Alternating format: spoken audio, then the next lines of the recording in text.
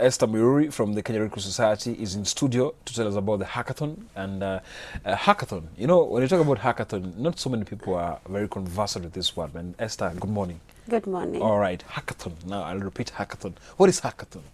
So hackathon is a concept that is used to bring together people for a period of given hours. Okay. Mostly in the best practice that has been done is usually like 12 hours or 10 hours to hack for solutions. So previously hackathons are known for programmers and people who are in IT. Yeah, and coding. And coding yeah. and programming. So, but now people are kind of moving away to include more more other aspects, and for us we were looking at social problems. So we were looking for social solutions.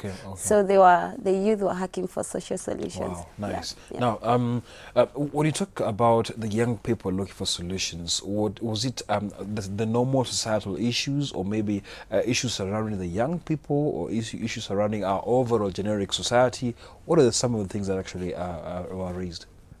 So one thing you need to understand is that young people don't exist outside our society. Yeah. So we are part of and parcel of the society. So the challenges that the society are facing, there are also challenges the young people are facing. Yeah. So we not alienate or specifically say these are youth challenges, no. But we looked at broadly the societal challenges. So for example, when we were talking about the thematic area 1, that is environment and water conservation. So we were looking at things like solid waste management, which is a big issue. We were looking at environmental degradation, rivers being degraded by dumping of hazardous waste, solid waste. So we brought that picture to the youth and we told them, hey, these are the challenges under this thematic area. What is it that you can be able to do? So when it came to open and public spaces, we are looking at challenges where an open public space, maybe a play field, a playground, has been introduced maybe with other uses that are not beneficial to the community. For example, maybe it is being used as a dumping site. That means the children within the community can no longer play.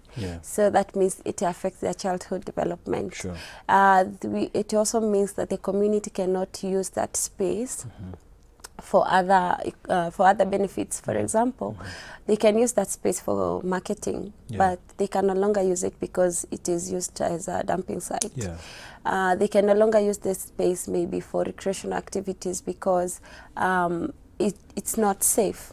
So those are some of the things we are looking at when we are talking about open and public spaces. Some of these spaces that exist have been acquired illegally by people who are not supposed to acquire them. So we are looking at how can young people come up with innovative ideas to actually make these spaces more useful to the community. Wow. Interesting. And how was the response? Because now when they want to hack all this, you know, it's a solution-oriented conversation, solution-oriented ideas. Now, looking at the open spaces, looking at even the pollution you mentioned, how was the response? Were they trying to give like instant solutions that can maybe hands-on, can be worked on hands-on, or maybe the technicalities kind of kept in? Okay, so at first we never thought we could have received, you know, a very wide range of applications, but we received in total 81 applications within a span of 2 weeks. Actually, I think 1.5 weeks. So it was quite, you know, like amazing when we saw this. And this shows that a lot of young people have amazing ideas out there, and they're just not consumers of information. So we screened through all the 81 applications and we were able to come out with top 9 solutions. What I can say about these solutions, they are not just normal ideas. Because innovation is about, it's not inventing new ideas per se, but it's doing a different way of an old idea. So those are some of the things we saw. And something interesting about these young people is that they were able to come up with structured solutions. They came up with short-term goals, mid-term goals, and long-term goals. So it gives a clear picture, even for partners to actually see when can we be able to come in. At this point, they are also able to say, this is what we are doing, this is what we can be able to do at an idea stage, and this is what we need. So it was just not a talk or some idea that someone is imagining. So they are very practical.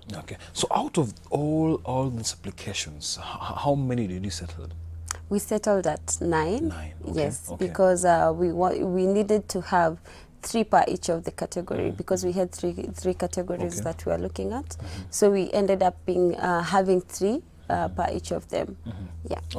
Now, you know, solutions can be offered, and now implementing the solutions. Now, the same problems you mentioned are the same things happening in the society. When you go to dump sites, for example, you've mentioned it will affect the development of a kid. Now, looking at implementation, that's the biggest thing. You might have a hackathon, but we talk about everything, but nothing is done. Now, transferring this thing into practicality, whereby now we go on the ground, hands-on, and do this thing. So, who's responsible? There must be a cycle and chain after all this. Sure. So before I come to who is responsible, I'll just give you a genesis of what happened. Because one thing we wanted to do is to ensure that the solutions the youth are proposing, they're actually practical, and they are solving a real challenge within the community. So on the first day, we had a trip to Mukuru, and they were able to go through documenting different challenges that they could see. So you could see some documenting open and drainage system, some documenting, you know, a bridge across the river that was in a bad condition, some, you know, recording what was the river degraded. So you could see you know, like they were trying to get the challenges really that was happening, that are currently within the community. So, and then they came, and through the guidance of the different facilitators and experts, were able to align their solutions with those challenges. So moving forward, we are looking at incubating the projects that won yesterday within the existing programming of Kenya Red Cross and other partners. And even after the winning, their judging, we were able to get the winning teams to present at the UN, where we were able to get more positive feedback from different partners.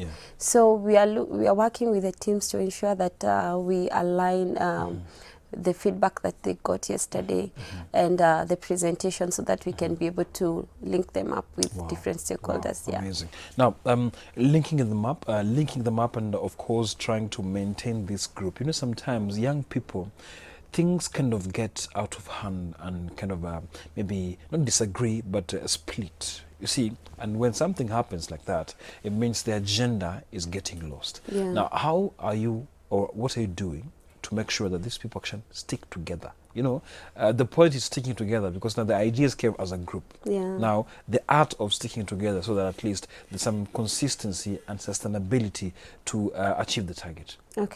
So what we are doing is that we have very goodwill from different partners that were supporting this hackathon, and some of them will be working with the teams to offer them technical support. So with this, we are looking at having the youth being trained on different aspects, because most of the solutions had a business model. So we are looking at how can they be trained on how they can do, you know, they can maintain the business part of it, and still implement the project to the community. So those are some of the things we will be working with them, and even as the Kenya Red Cross, we're going to work with them and continue guiding them, providing them platforms where they can get training, get skills that will fit the solutions that they have proposed. Okay, amazing. Okay, we'll now take a short break. When we come back, Esther will be telling us about the next hackathon, because now it's indeed a very good opportunity, youth coming together and just trying to put their heads together and come up with a very perfect solution for our kind of misused environment, kind of also a kind of a moral decay. But still, when we come back, she'll be telling us about the next event and other issues affecting the young people. Remember, I've just mentioned morality and just trying to fit in a society. All are coming to you after a short break.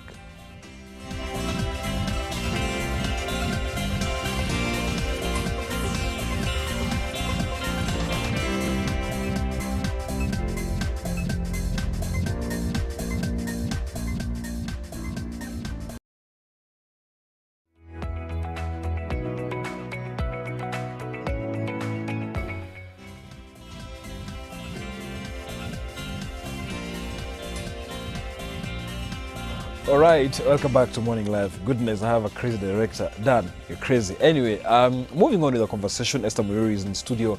We're talking about the Kenya Red Cross Society Hackathon. And when you talk about hackathon, she defined everything. Now, let's talk about societal issues, because as much as they presented the environmental issues, open spaces, it trickles down to personality and, of course, the morality of the people taking part. And now, this is the most important aspect of life. Now, looking at what you presented, it's clear that it was hands-on environment, but the bigger picture, did it trickle down to even a societal kind of manifestation whereby someone is a bit kind of let me not use the word negligent, but still some personality attributes kind of exemplify during those trying to find these solutions? Did you have maybe to intervene one or two things, just advise, because at the same time personality matters? Yeah. What I can say is that the solutions, even if they were majorly like the highest percentage would manifest as environment or open and public spaces or business and livelihoods. At the end of the day, the end goal we are trying to do is to solve societal problems. And some of things are challenges like crime or insecurity, which manifest in the open and public spaces. These will come where an open and public space can no longer be accessible to everyone, because they are fearing that they will be mugged or something bad will happen to them. So at the end of the day, if the young people are able to come up with a solution whereby the public space has multifunctionality, and one of the examples I keep on giving out is the Aga Khan Walk. Aga Khan Walk, what is it called? You know, Aga Khan Walk, there's that park. It has multiple uses. On some days it is used as parking. Some days it's used as a marketplace. And some of the days it's used for skaters to come to go and skate. So those are some of the things we were looking at. How can we make public spaces more multifunctional? And making this multifunctional will eliminate some of the society vices. We are looking at insecurity. We are looking at inclusiveness of maybe people living with disabilities. We are looking at how can both young men and women access this place without fear of intimidation or being harassed or, you know, something bad happening to them. But also working with the teams was really quite interesting because the teams are quite diverse. They have different ideas. Even within the same team, working on the same solution, people had different ideas and how they saw things. So we, being the facilitators, we were able to guide them and give them more direction on what they were looking at, because at the end of the day it was their solution. So for us, it was there to just give them guidance. Amazing. So these young people, maybe you can just explain to us age limit, how old are they? Maybe. So we were looking at between 18 and 30 years, because that is also what Kenya Red Cross Youth Policy talks about. So we didn't want to overstretch that, because we also feel like that is the most productive, you know, age of young people. So we wanted fresh ideas to start with. So ideas that have not been recycled per se, and ideas that have impact, and ideas that actually translate to the current issues. So that means 40-year-olds like me, you can't think. No. We are not saying you cannot think. Okay. But we had to have, I think we had to have a cohort that we were working with, So we didn't want to open it up again because, again, we needed to have some sort of direction. And also maybe from this we can be able, if you have an amazing idea, we won't say no to it, because we are always open to listening to, you know, like Kenya Red Cross has the innovation unit. And it is not restricted to any age. Anyone can come with an idea that we can always look at as a team. Okay, wow. Now, a location, did you get this young people from different locations in Kenya, or maybe it was specifically in Nairobi? So for applications, we received applications from all over the country. But since this is the first hackathon we are running as an organization, and also with different partners on board, we wanted to first of all focus on Nairobi. So we ended up having solutions, actually solutions that made it to shortlisting. They were all from Nairobi. So at the end of the day, but however, even if the solutions, the youth currently are based in Nairobi, because most of them were university students or going to college. So you're looking at the logistics also? All those things? The logistics. So even if they are, say, they're coming from the University of Nairobi, but they're not originally from Nairobi. So they're just participating because they're within the university. That's true. So moving forward, we will sit together with different partners to see how we can move into the next one, and now how we can expand it, because we also wanted to use this as a learning platform. And we have already seen that this is a viable idea, and already we have a lot of good feedback. So we would look at having more youth participating from different counties. Now, what is the most challenging part in the whole process? Because dealing with different people and just trying to offer solutions, you know, people are different, personalities are different. Those people who talk so much, people who kind of are reserved. Now, what was the challenges maybe you faced? Okay, first, I would say it was quite a challenge to actually, you know, pre-select and say out of 81 applications we are going to just have these 9 teams, because I believe all people who did the applications had an amazing idea, and I would say that I would urge them not to give up, because this is not the end of it. We'll have another opportunity, even if it's not within Red Cross.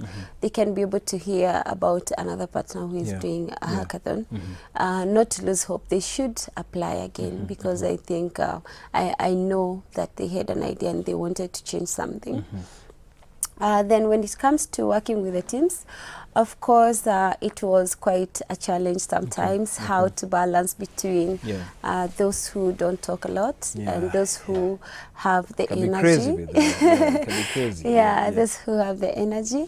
But I think overall, we were able to, because on the second day of hacking, we had to put them into their own teams, and different experts would walk through the sessions and guide them. So that also brought, we were able to balance the group dynamics. And also in the morning, we were able to do a very good icebreaker that was able to, you know, make them more free, create a youthful environment, relax.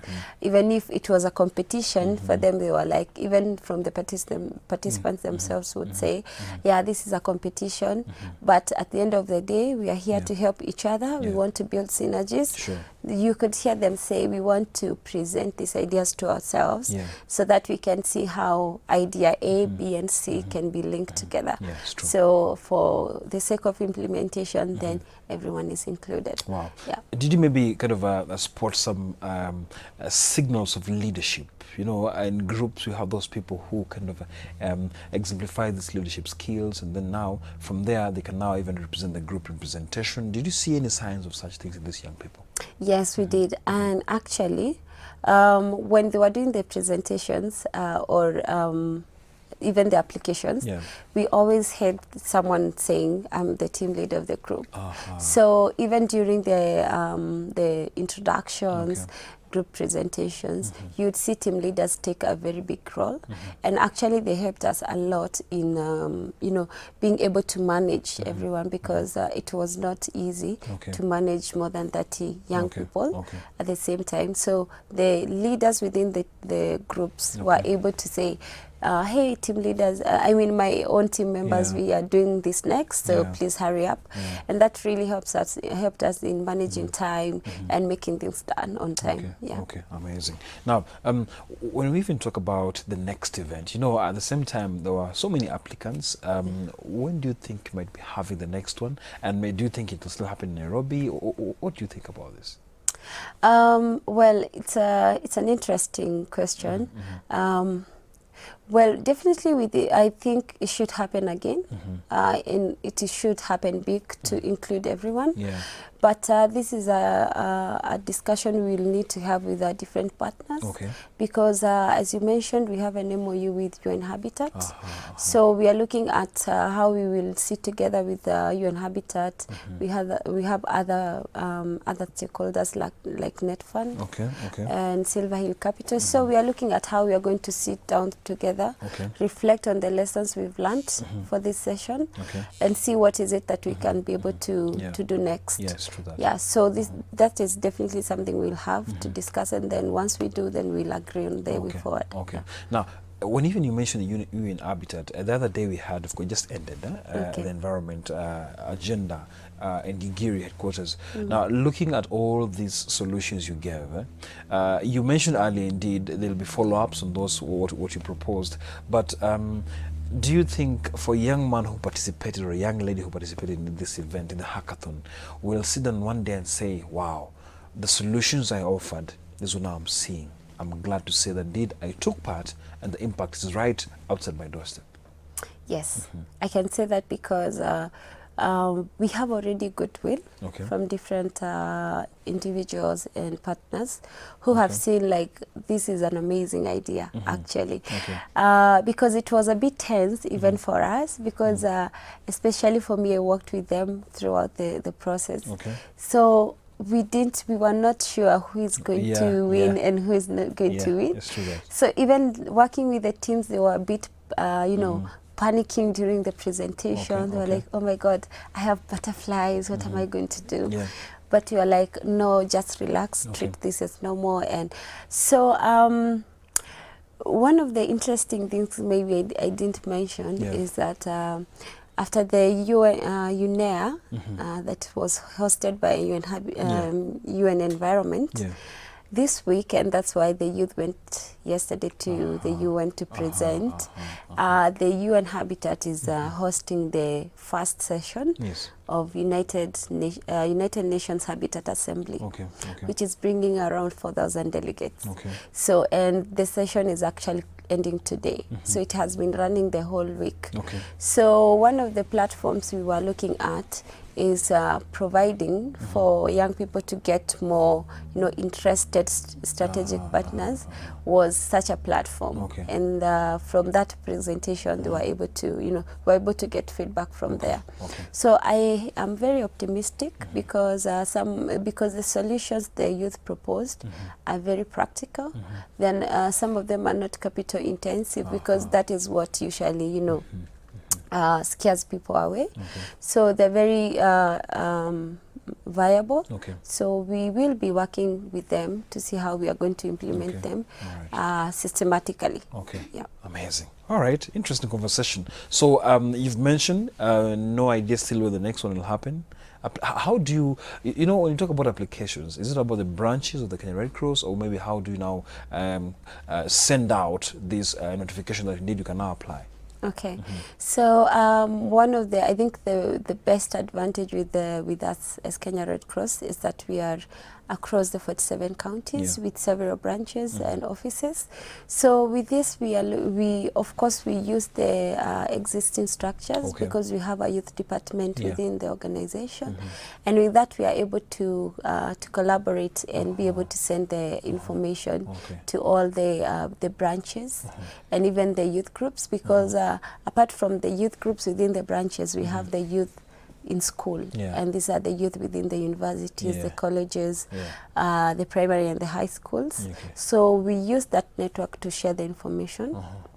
Other than that, we also use the existing network with our partners, Okay. because even our partners have more networks. Okay. So we share with them the information, and even when we were planning for this, we didn't plan this as single-handedly as Yeah. Kenya Red Cross. Yeah. We had to work with partners. So that meant that they were part and parcel Yes, of every of the- step. of every So step, even sure. sharing information, they were part of it, and were also able to share the information with their networks. And if you are going to hold the next session, the same thing will happen. Amazing. Yeah.